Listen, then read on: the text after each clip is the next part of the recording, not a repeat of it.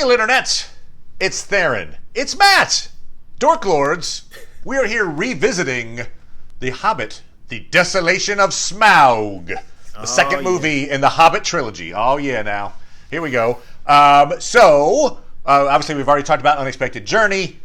Here we have The Desolation of Smaug. You know, obviously the name's in the title, Smaug. I was really looking forward to seeing Smaug. They kind of hinted at him in the trailers. You saw his face coming around a pillar, and you're like, ooh. And so I just remember that was my feeling in the theater, was like, I want to see how this works out. I want to see Bilbo talking to Smaug, and I was not disappointed when it finally arrived in the movie. I was really psyched about it. You know, you saw it in the theater like I did. I think you were in China at the time. Mm-hmm. So I took the subway early one morning. I got into the habit of going to these early morning movies, which I loved. And so we hop on the subway, cross the border, passports, and get on the subway to Hong Kong, go to the theater we like to go to, the little village and everything. Well, little village. It was called that, but not a village. And I was looking forward to just seeing the whole thing. I remember being very excited. Remember we were trying to predict the opening, what was the opening going to be? And I can't remember what my prediction was. And I can't remember what yours was, but they were both way off. We were way off. Way off. But, I mean, I was just psyched to be seeing the movie first thing in the morning, and all of it I was looking forward to. I didn't have a particular super excitement about Smaug, but yeah, I mean, and you're right, the intro was really, really cool. The fact that we go back to Bree, we have Thorin meeting up with Gandalf, which it's not exactly the way it goes down in the book, but there is a reference to that meeting that did happen, and so that's really, really cool that it's like a canon type thing that they brought in, and it was really, really good. I really enjoyed that scene. Yeah, very good scene. I thought Peter Jackson's cameo was a little too in your face. He looks right at the camera. Yeah, I know. Hi there. But all right, so be it. But I love the cut over to Bilbo and the company. Bilbo looking over the rock, watching Azog and company. And then the roar of the bear Beorn, and then the credits over the Smaug music. I thought that was brilliant. The great shot with the fog rolling over the ridge, beautiful. And then back down to the dwarves where they're discussing what to do. I thought it was. I love the opening. Agreed. It brought you right into that moment of like, oh, we're back at the Carrick, and okay, great. This is really, really cool. The trilogy took a lot of twists and turns in the production phase, and at one point it was going to be 2 films. It eventually got turned to 3. Yeah. And so when it was going to be a 2-film thing, the ending of the first film, so it wasn't going to be called Unexpected Journey, I don't think, but at the end of the first film was going to end with after the barrel sequence. So the barrel ride was going to be the last big action sequence in that movie. Yeah, okay. And it was going to end with Bard kind of showing up on the shore with his bow, and you're kind of like, oh, who, trouble perhaps, and then that would be the end. Would be like before the meeting with Bard was going to be the end of the first movie. So obviously 2 films turned to 3. Guillermo del Toro was going to direct. He stepped away from the project. So Jackson takes the helm, but he's got much less time to get things up to speed than he did with Lord of the Rings. His way. And we'll talk more about a very candid interview he did regarding that later. But I say all this just to say that some of the decisions made for this film were impacted by the 2 films becomes 3 scenario. Yeah. Right. And so anyway, just to throw that out there. But yeah, so let's talk about some scenes that we really liked. Obviously, I brought up I really loved Bilbo Smaug. And one of the things, I mean, this seems obvious, I suppose, but it's essentially mirrors Riddles in the Dark, right? So Riddles in the Dark is the big, everybody loves that scene, including me. But, Bilbo in a cave under a mountain talking to this monstrous creature in riddles, and he uses the ring to get away. It's kind of the same idea here, right? He's under a mountain in a cave, he's talking to this monstrous creature, there's a riddle involved, and he uses the ring to escape. So I like the mirroring of those 2 scenes. I love the way that they pulled that off. I don't think I was really blown away by any of the scenes, although I thought a lot of them were very well done and very competent.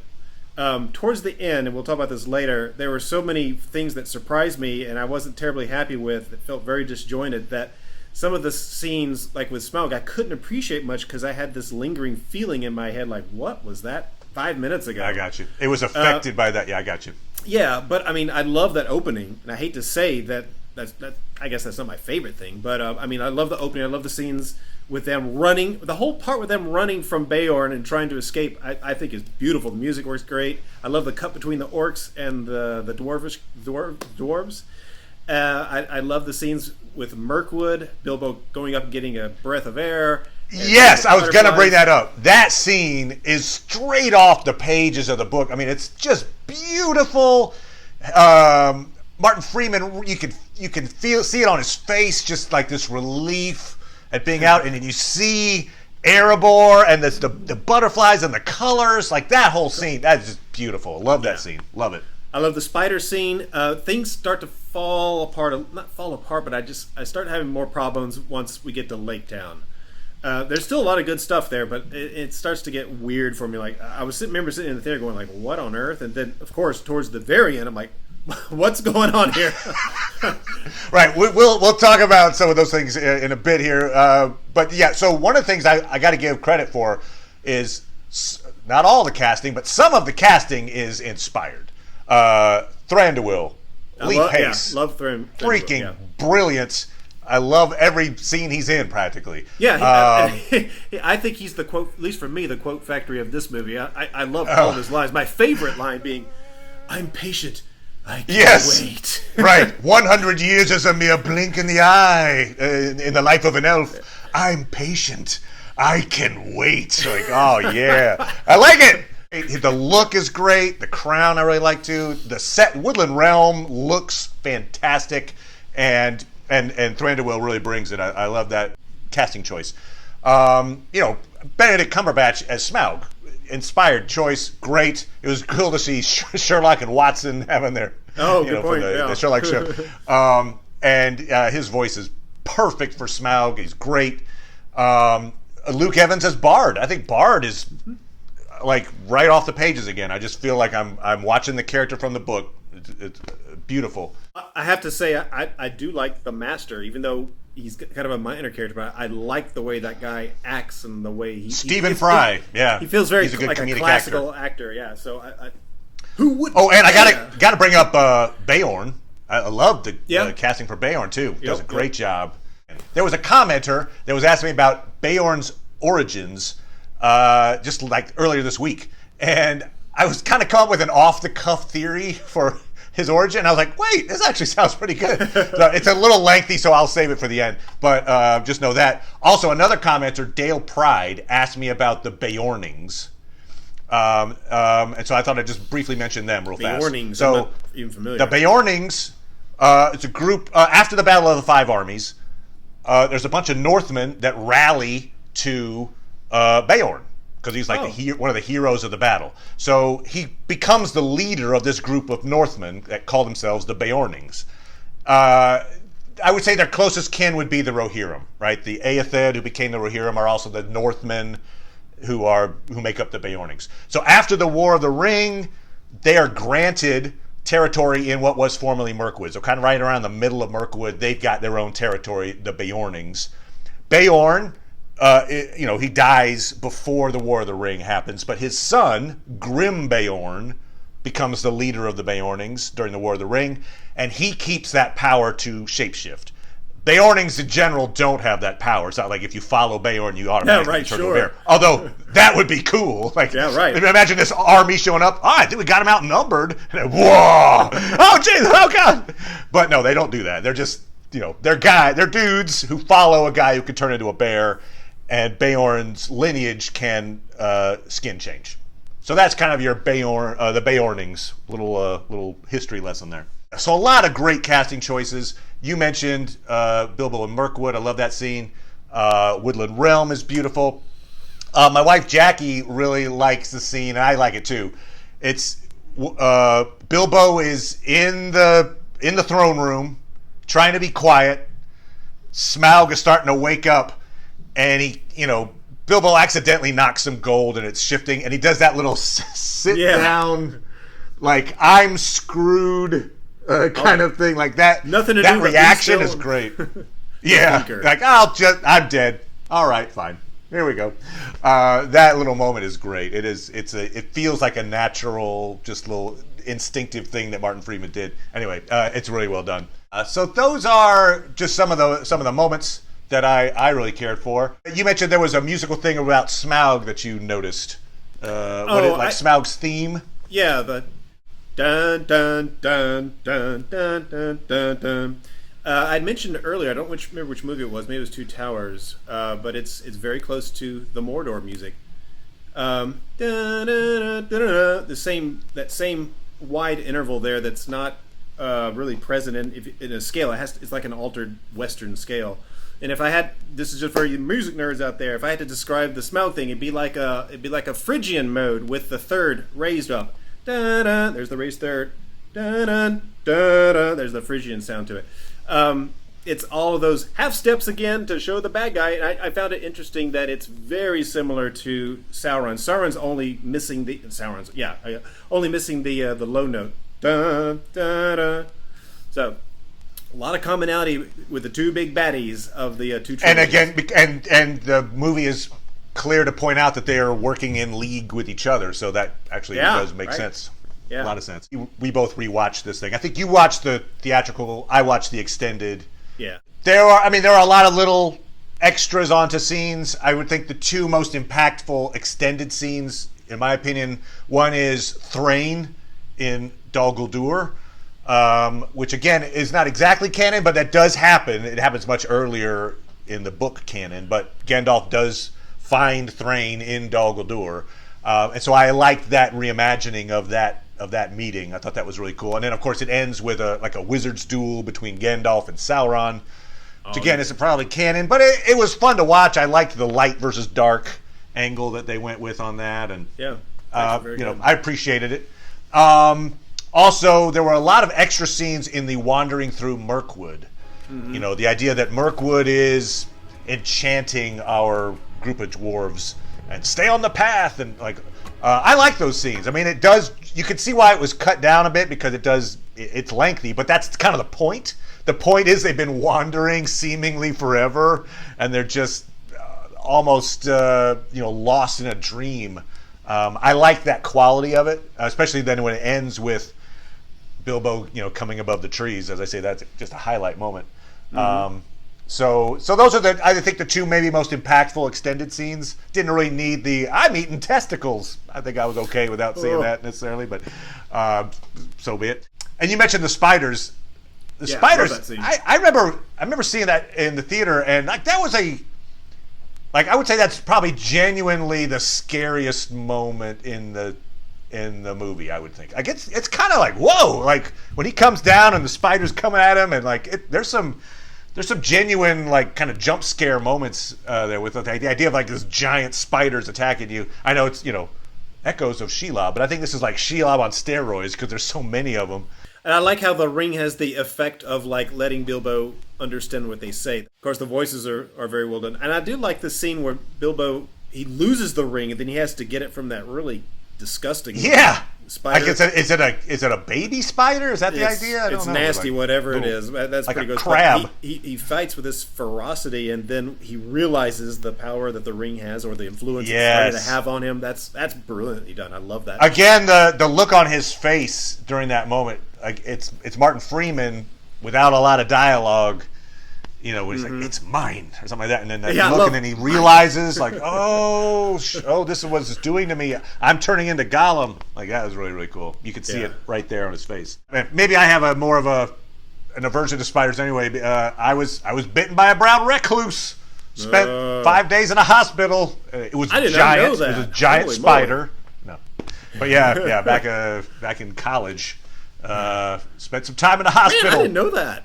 Maybe I forgot. Goodness. 5 days. I was wandering through Mirkwood, got off the path, but let's talk about some aspects that perhaps we weren't as thrilled about. Well, you left it at a very good spot. Bilbo was showing the influence of the ring, and then the dwarves just finishing the fight, or actually almost finishing the fight, and then the movie makes one of the bad casting choices. And I'm not going to say it's not Tariel. I'm sorry, I am not a fan of Legolas in this movie. I think they could have done without him because he just doesn't feel like he's a younger Legolas, and yet he's way more grumpy, way more gruff, deeper voice, raspy. I don't know why he's played the way he is. So I really didn't like having Legolas there. And then there's Tauriel. I don't have a problem with the character. I think the romance, which we can get to later, doesn't really work. But it's right. not No, I agree. awful. I think Tauriel as a character works. Yeah. The romance with Keeley is very forced. It's stretched, yeah. But I really, it was probably my least favorite music. I really dislike Tauriel's music. It really feels like me, please. Da-da-da-da-da-da-da-da-da. So I think they're trying way too hard to make her be liked. Interesting your point about Legolas. Obviously, I think the reason he's there is, I'm sure at some point in the working on the thing, they're like, oh wait, Thranduil, yeah, his dad, he's natural. almost certainly got to be there. Why not put him back in? We got Orlando Bloom. It'll be a tie-in. Right? Yeah. I get it. Yeah, but I just don't like the way you did it. I hadn't thought about it until we just this moment. But you're right. He interjects an energy that doesn't feel right somehow. Like as you mentioned, he's so hard-edged. They create this love triangle thing that doesn't really work. Good point. Good point. Could you have just done it without him and maybe made a smoother movie? That's a good point. I hadn't thought of that, good sir. Yeah, and also the scene with him, you mentioned the Thranduil's line of, I separate his head from his miserable shoulders. Like, Legolas in that scene is like just this lack of empathy. Well, not that you can have empathy with an orc, but just like, totally hard-edged interrogator. You know, it was like, you were tracking it. Why? What is Thorin to you? I'm like, dang, dude. I don't think he really needs to be in that scene. He just doesn't feel. And then years later, during the War of the Ring, when the stakes are way higher, he's much more, youthful. Yeah, so, no, it's a good point. It's a good point. You would think like age and experience and the like world weariness would make him more of a jerk later than early jerk. But the Tauriel Keeley love relationship, which obviously goes into the Battle of Five Armies, it just feels forced because there's just not enough time for it to generate. Yeah, I'm not saying it would be impossible to work that out, but basically they kill some spiders together. They talk in the dungeon. He tells her a story in the jail, and that's it. Then he escapes. Well, he's dying, and she saves his life, but she's already kind of like, oh, I got to go against Legolas and everything to save Keeley. And there wasn't enough time to build whatever relationship they were thinking they were creating between the two. Yeah, you're right. I think the whole thing at the very end, even though it's not awful, but that's a little more strained. It gets way more strained in the next movie. But the first scenes are okay because it kind of feels just like Keeley is just sort of flirtatious. And she may be interested, like, oh, someone's paying attention to me, whatever. I don't know. And maybe it's even like, hey, maybe I could use this to get us out of prison, or who knows, whatever. Right. So it kind of works at that point. And that scene with them talking about seeing the fire moon and so on, it's good. I like the scene. I think they both deliver it well. The further it goes, the more far-fetched it becomes. Yeah. And then also, I think that leads to a choice that I, again, wasn't really thrilled with, which is, I think the reason they split the dwarves up, half of them stay in Lake Town, not half, but some of them stay in Lake Town and some of them go on to Erebor, is so that Keeley can be in Lake Town to be saved by Tauriel. Like if you want to have events happening in Lake Town at the same time that you're in Erebor, you've got Bard and his family. You've got points of view that you could go to Lake Town and show it. I feel like part of what, makes the dwarves interesting in the book is their bond. They are a unit, and they're kind of where one goes, they all go. And so for them to be almost so flippantly like, all right, you just stay. Oh, you're too hurt. Yeah. Oh, he's too late. He's gone. Oh, I'll stay with him. Hey, it felt like it feels off. Like we're a clan essentially. We're a clan of dwarves. We're not. Oh, okay. You guys go ahead. I'll just stay here. Like what? It didn't feel right to me. And so I felt like it was a story, it was a plotting device where they're like, look, we got to have Keeley hang out with Tauriel. Something else that felt awkward is, and we talked about this a little bit, I think, in our Unexpected Journey, but it's the Balg Azog handoff. Oh, right. We kind of skipped over that in the timeline, but back up a bit towards, with the great scenes with Beorn. The switcheroo, like Balg shows up. I'm going to do this now. You go back. The Masters summoned you. And I was like, okay, now he's the bad guy. Right, I don't really the get chaser, need the for that. hunter. So they, Right. they set up the idea. We talked all about Azog last time. So if you want to check out the backstory to Azog in the book versus Azog in the movie, go check out that video. But so Balg is supposed to lead the armies in the book in the Battle of Five Armies. They changed that to make it Azog, but they already had Azog hunting the dwarves. So I think Peter Jackson's like, we got to figure out a way to stop him hunting, switch in Balg so that Azog can lead the armies later. But You have been summoned. Problem solved. It would have. It just felt like they could have made that decision earlier in the first movie, and then you don't have this weird switcheroo thing happening. Also, if you remember, the trailer for Desolation of Smaug showed Azog at the barrel riding scene. Like he's there. Oh, I remember now. He's at the sluice gate. He jumps up, and so that he's not that in the movie. In the movie, they basically CGI'd in Balg. So that was a change made late in the game. It feels awkward. I can understand some of the choices made, but I feel like it was a rushed decision. I have a feeling. I think if Peter Jackson has the same amount of time to work on this that he did with Lord of the Rings, he would have smoothed out that awkwardness and found a different way to do it. Also, it might have to do with 3 movies. They had to do a lot of padding, and some of that padding just introduces a lot of problems, which are very hard to resolve because of what you just mentioned, the time. Right. Maybe that's what we're seeing here. Another thing we talked about in the Unexpected Journey video, a thing that I'm like, is the Nazgul tombs in the High Fells. It's a fine scene. I like the scene. On its own, it's fine. Cascade Mountains. It just doesn't feel necessary. I'm like, because it's not in the canon at all. And so I guess the way I look at scenes like that, or I look at movies and TV shows based on books, I give the scene more of a break if it's from the book. You're like, oh, that didn't quite work, but it's from the book and they're trying to. I get it. So cool. I'm good with that. The farther away from the book that a scene gets, I think the more it has to prove to me that it's a necessary inclusion.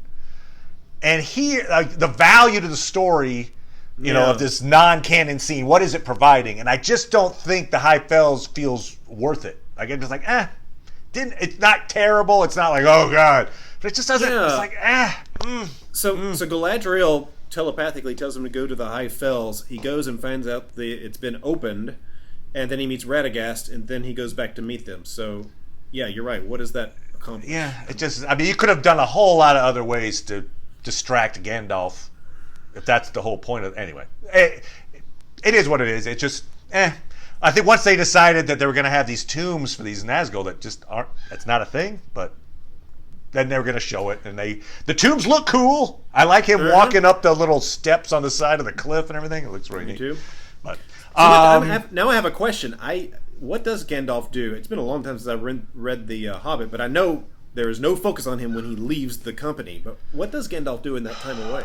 Right. Well, he is plotting to, attack Dol Guldur and work, deal with the necromancer at the same time. He's trying to synchronize Smaug and Dol Guldur. So it makes sense that he's doing probably meeting with the White Council in some way and all that stuff. So, it makes sense. It's just the High Fells was certainly not a thing he was doing, but so be it. I think you and I both agree that the least effective character in the trilogy is Alfred. I mean, Alfred is an anchor around this trilogy. He is the Jar Jar Binks of the Hobbit trilogy. He's terrible. I remember telling you this. I'll take Jar Jar Binks any day. I'll take 10 of them over this guy. So he's not as bad in this movie because while he is gross, terrible person, he is at least in charge. And so as the second to the Master of Lake Town, he's the opposition to Bard. And so while I don't like him, and he's thankfully he's not in it a ton, he's at least like a sinister opposition to Bard. Fine. But when you get to the next movie, he's not that. He's lost his power, and there's so many scenes with him in it. And he just ruins every single one of them. All right, but we're not going to talk about that.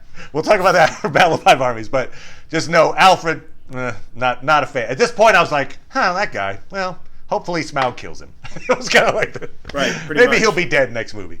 We now come to what I think is probably what I consider to be the main problem with this particular movie, and we were talking about how the movie went from 2 films to 3. Peter Jackson's looking for an action sequence to end this film. And so, again, way against canon, he does this dwarves versus Smaug sequence. It's a long sequence. Half an hour? It's huge. Yeah, 20 minutes at least, something like that. It's a long action sequence that accomplishes nothing. Like, nothing changes. If you could have cut that out, and much more like the book, you have the riddle, Smaug talking to Bilbo. Smaug hears barrel riders, goes, wait, you're in league with the Lake Town folks. Flies off. Just like the cartoon. Right, exactly. And it's the exact same ending. I love the ending of this. I like that when he's flying, he's like, I am death. And then, Bilbo's like, what have we done? Great. Remember, I predicted the ending. Oh, yeah. Oh, yeah. So that's great. And you could have easily had it. You had it set up. But then you insert this scene that does nothing for the plot. Nothing. Nothing changes. I would say the only possible change is a negative one, which is it makes Smaug seem vulnerable. Goofy. Yeah. He's not this invincible juggernaut anymore. Like, he was taking on a small group of dwarves, and none of them are even injured, much less dead. They go toe to toe with him. They kind of get the better of him, and then he leaves. And you're like, okay, well, is he that big a threat? I mean, okay. I mean, it doesn't work for me at all. And if you're going to do a scene like that, you got to have some stakes to it. I think somebody should have died if you're going to do that. Something big needed to happen if you're going to introduce that, and it didn't. And so it was just like a fun action scene. I mean, sure, I like seeing dragons flying cool shots. And breathing fire. I'm good with that. But like story-wise, it went nowhere. And easily, it's a long movie already. It's a long movie. It's not like, we needed to make the runtime. No, you had the runtime, fine. You could have cut that out, made a tighter, leaner, meaner movie, and you still have a fun sequence, right? You're going to end with Smaug talking to Bilbo and then deciding to go burn Lake Town. I mean, that's a pretty impactful scene. You could have used the footage of Gandalf fighting Sauron. You could have intercut that, so you've got Gandalf being captured and Smaug heading to Lake Town. I don't see where that's a problem. I think that would still be the same action type ending we would want. And I don't know, that's my thought. I don't know. I've talked a lot on that, but what were your thoughts about dwarves versus Smaug? Same. Yeah, I mean, some of the shots looked very good, but it was just so bizarre. Like, we have a plan. Lead him to the foundry, and we kill the dragon. That was the plan? To smelt this gigantor gold dwarven statue and have him staring at it, and then it to melt and right. subvert? What? Yeah. As a plan, you're like... I mean, the risks are here. The possible chance of success, it's like what was it, Gimli's line about... huge risk, success. Little chance of success. I mean, basically, they needed him for that. What are we waiting to for? say that? Yeah. Yeah, and some of the visuals got a little ridiculous. I mean, I hated the shot with Thorin and the wheelbarrow running under Smaug. I hated that. And even though it was very cool, the scene with the deep well, but Thorin standing on his nose, I was like, sure, okay. Yeah, right. The rest of that looked cool. Like the Smaug chasing him down there looked awesome. But the shot of Smaug passing overhead and the coin drops and they're like, oh, I mean, all that. I mean, it looks cool. I'm fine with seeing dragon stuff. I'm just like, in terms of a solid movie, though, it was not needed. I felt that this movie, towards the end, had a lot of these kinds of problems. And the first one, and this is probably the first time I started to get really worried in the theater. It was the scene that I was really looking for was the barrel escape. The first part of it's great. I love the whole scene of the escape while they're in the woodland realm. The very first part of escaping Bilbo out of jumping there was on great. the thing was pretty fun. Like, he's jumping on the pivot point. Right. Like, Very well done. Like, that's but fun. Yeah. Once the orcs show up and Legolas again shows up, it gets to ridiculous for me. It's so choreographed. I was like, it's a far cry from the greatness of Peter Jackson in the smaller scale battle in Moria. That was just brilliant. And I know it's going to be hard to pull off something like that again, and you certainly don't want to duplicate the same thing, but this felt like we don't have anything else. We're just going to make Legolas defy every law of, chance. It was so over physics. The top, you're right. Yeah. Like, it's like, whoa! This guy is literally a god. Even at the end, there are two ridiculous scenes at the very end where two orcs are about to take out Legolas in sequence, and they both fail. One's got an axe. He's very slowly reaching it up right behind Legolas. He's unaware. And then Thorin heaves the spinning axe and takes him out. And then not long after that, another orc pulls the bow very slowly. I'm going to get him this time. And then Tariel stops it. I was like, oh, come on, please. Give me something with a little more suspense. So, yeah, I had a big problem with that. The other big scene for me that really made my heart sink, and at the time it was my most hated scene of the movie. I can live with it a little better now, but I still don't like it. It is the scene with getting into Erebor, the key. The discipline. Right. I remember you brought this up at the time. I remember this was like the scene that you brought up to me in the moment that you were like, God, this really got to me. So go ahead. And by the way, my cat is meowing right now. I don't know if we're picking that up, but Kittalor is interjecting her thoughts. But you go ahead. The big problem I had was just how easily they gave up. It's like, that's what the map says. It's here. And then Balin, let's go, homeboys. We failed. Let's go. And they all leave. And Thor's like, where are you going? I mean, Thorin. Bilbo's saying, why are you going? Wait. I mean, I'm like going like, yeah, why are you leaving? After this amount of effort, you're leaving after what, 10 minutes? Are you kidding? This is absurd. I mean, it was so unbelievable. And I was thinking like, this is not a scene that you need like suspense for. I don't get the need for the sun to disappear and then the dwarves to walk away and then the moon to come up and shine on it. I mean, okay, it's kind of cool, but I mean, to me, it was the worst delivered scene in the whole movie. I just couldn't believe that the scriptwriters actually wrote that out. So it was a big disappointment. There was one cool shot a little bit later when Thorin is talking about the mountain and everything. My father. And we see that profile. Yeah, his profile next to the statue profile. I thought that was a really cool scene. But I think the idea was to try to give Bilbo a little more agency, like, because let's face it, this movie, maybe another one of its little downfalls is it doesn't, for the movie, The Hobbit, it doesn't really, Bilbo starts to get lost. It's a movie about Thorin. It's about Keeley, Tauriel, Bard, Master of Lake Town, Gandalf. Yeah. And then Bilbo's like a bit player in it, and so maybe they were trying to like, okay, wait, everyone else gives up, but Bilbo's the reason that they're able to find the door, perhaps. Anyway. I mentioned this candid interview. I think this interview is actually from the featurette in the Battle of Five Armies, so I think they actually produced this themselves and put this out. But the interview, I remember the first time I saw this years ago, I was like, they put this out themselves? Like, because it's very revealing. I mean, Peter Jackson just lays it out. His quotes are, I didn't know what the hell I was doing. I winged it. I was making it up as I went along.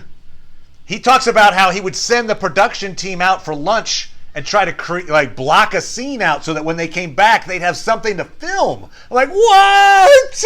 Yeah. Like, it really was shocking. It's like one of the most shocking revelations from a director. I mean, like, if he was directing a low-budget indie film, so be it. He's not. It's one of the biggest budget films of its era. And for him to, like, be that honest to say, like, I was not ahead of this movie. Like, the other production folks going, we were just laying track in front of a train. We were never ahead of this movie. And so eventually, like, they get to the Battle of Five Armies, and he realizes, I don't know what I'm doing for it. Like, they didn't have a Battle of Five Armies ready to go. So they were having Andy Serkis with the second unit filming just, like, pickup shots of, like, elves fighting orcs. Like, we'll just insert that somewhere. And then at some point they're like, okay, fine, we got it. And so they got permission to drop production, go right out the Battle of Five Armies, and then come back.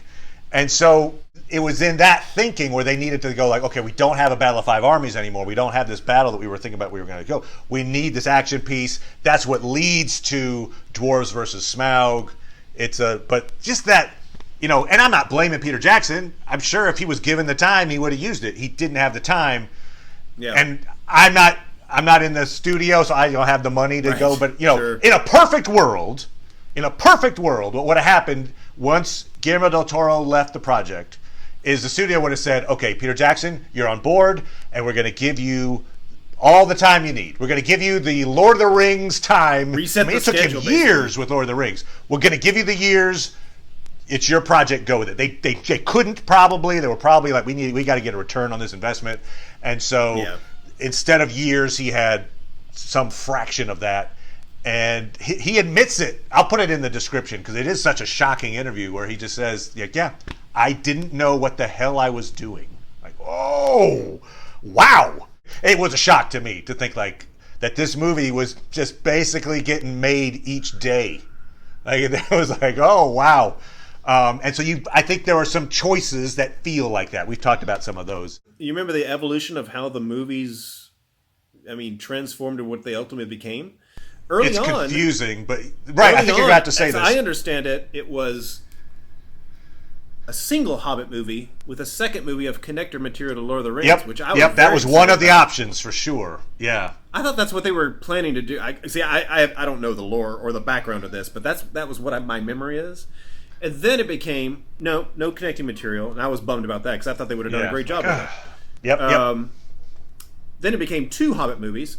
Okay, that's doable. Then it became 3. I remember I was excited. I'm like, okay, there's going to be a lot of background stuff in here, but maybe this is the fallout of, making mistakes of that scale and then trying to fit it into a shorter time frame. Yeah, there's no superhuman. No one's going to be superhuman enough to pull that together. Right. To Peter Jackson's credit, he crafted a movie that a lot of people saw and enjoyed, so good on him. But he was, think of the pressure on he and the production staff. They're like, okay, this is your time you've got. Go. We're making this gigantic movie, and you don't know what you're doing tomorrow. Whoa. That's insane pressure. So good on him. I'll say, kudos for what you got. But I do feel like this would have been more of the Lord of the Rings quality if he'd had the years to work on it like he did Lord of the Rings. I got a question for you. So what do you think about changes in the movies? I really missed seeing the Thrush tell Bilbo the weakness of right. Smaug, they didn't go with the angle of the birds talk, and then of course that great scene in the animated one with Bard. What's that? You speak? Bilbo Baggins? He said what? He said what? That love it. And the Black Arrow. The Black Arrow is a very different thing in the movie. That's true. Well, the Dwarven Windlands, I think is what they call it. With that's not a thing necessarily in the. But I'm fine with it. They do a little bit of the lore there.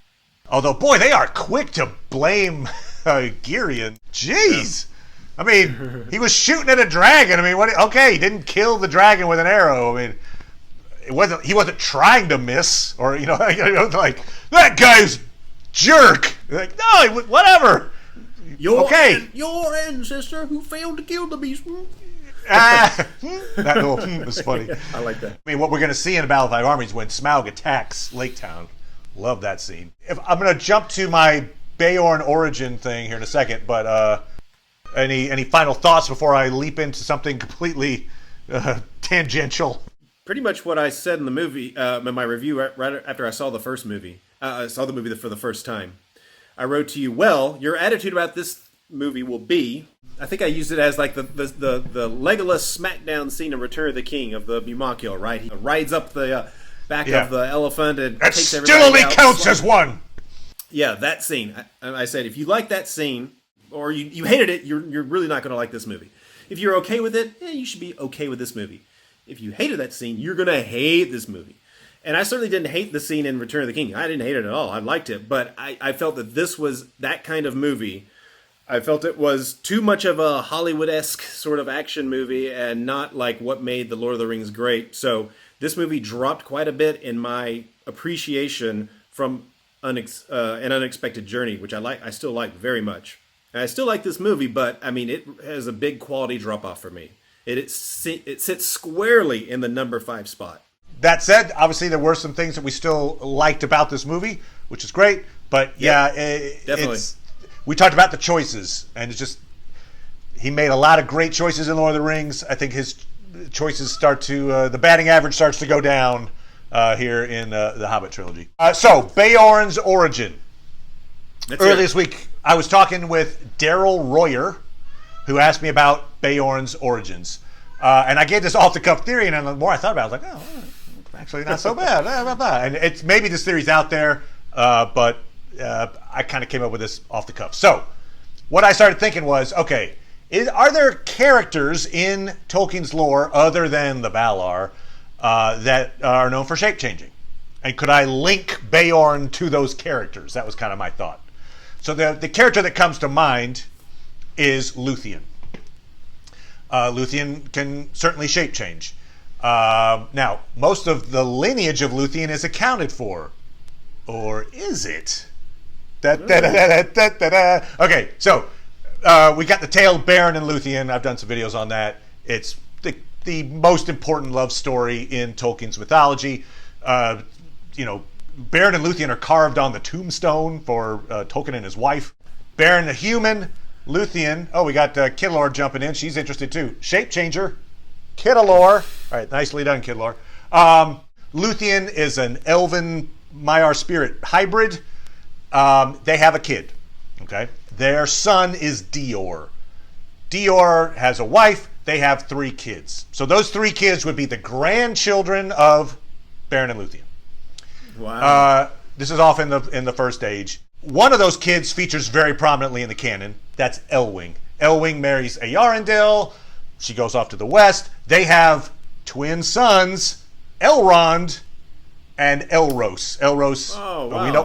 We all know Elrond. Elros, first king of Numenor. So huge. Wow. That's where your canon comes in big time. But what about those other 2 kids? All right. This is where I think this links potentially to Beorn. At least you can make this link. I don't know that Tolkien actually was making this link, but I am. All right, so much like Elrond and Elros are twins, Dior has twin sons as well, Elorin and Elored. When they're like 7 years old or so, they're young kids. The sons of Feanor attack Dior and his people, kill Dior's wife. Take the twins out into the woods and leave them to starve. So leaves these little 7-year-old kids out in the woods. Bye, kids. Actually, one of the sons of Feanor, Maethros, which by the way, yeah. I was just corrected on the pronunciation. There was commenter Purplehawk mentioned that actually the pronunciation should be Maedhros. So anyway, but we'll say Maedhros. Anyway, Maedhros thinks better of it. Like, you know what? It's a little too jerky to leave these kids to die. We're doing bad things, but not that bad. Not kill kids bad. So he goes to the woods to find them, to like maybe make amends. Can't find them. They're gone. And they are never seen again in canon. All right. Oh, so, yeah. You got 2 grandkids of Luthien in the woods. Also think their family's just been murdered. They're probably going to hide in the woods for a while, right? They have no one to go to. They're little kids, and they're like, people just killed our family. So they hide in the woods. Maybe over time, it's like, these woods are all right. Within 80 years, which for a lifetime of a half-elf isn't that great, the world is destroyed. I mean, Morgoth, it's the end of the First Age. So it's cataclysms. Everything is in chaos. So they're probably like, let's just live off the grid out here in the woods.